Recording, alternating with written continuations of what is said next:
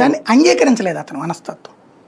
అవును. దానికి తను తొక్కడానికి ఏకంగా భారతదేశ చరిత్రలో ఇంత రాక్షసత్వంగా ఎప్పుడు చేయలే. ఎమర్జెన్సీలు ఇందిరాగాంధీ తర్వాత 16 నెలల పాటు పెట్టి జగన్ ఎక్కడ బయటకు వస్తే తను పబ్లిక్లో సింపతి వస్తుందో అని చెప్పేసి 16 నెలలు జైల్లో ఉంచడం ఒక ఎత్తు అయితే, జగన్ నుంచి డైవర్షన్ అవ్వడం కోసం రాష్ట్ర విభజన చేశారు.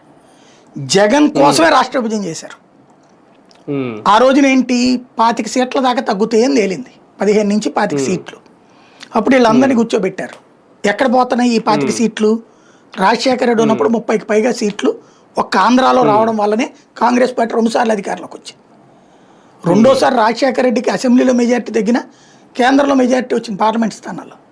అందుకని 2 సార్లు 2004లో కాంగ్రెస్ అధికారంలోకి వచ్చింది ఆంధ్రప్రదేశ్ ఎంపీలు వల్లే, 2009లో వచ్చింది ఆంధ్రప్రదేశ్ ఎంపీల వల్లే.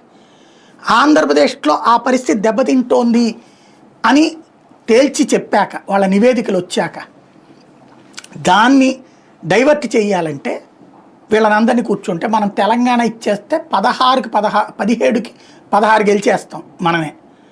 ఆ ఎంఐఎం కూడా మనకే సపోర్ట్ ఉంటుంది కాబట్టి 17కి 17 మనయే. ఆంధ్రాలో కనీసం 7-8 గెలుస్తాం మనం, అట్లీస్ట్ 7-8. దాదాపు 25 మీకు తగ్గే సీట్లు ఎక్కడ వస్తాయి కదా అని తెలంగాణ నాయకులు చెప్పారు. జైపాల్ రెడ్డి, అతని పేరేంటి, కేకే, తర్వాత ఆయన పేరేంటి, మధు యాష్కి గౌడు, వి హనుమంతరావు, వీళ్ళు చెప్పారు. అప్పుడు చెప్పిన తర్వాత ఆంధ్ర ఎంపీలు కూర్చోబెట్టి అడిగారు, ఎన్ని సాధిస్తాం మనం ఇట్లాగిస్తే కనుక అని. ప్రాబ్లం అవుతుందమ్మా, బాగా నష్టపోతాం,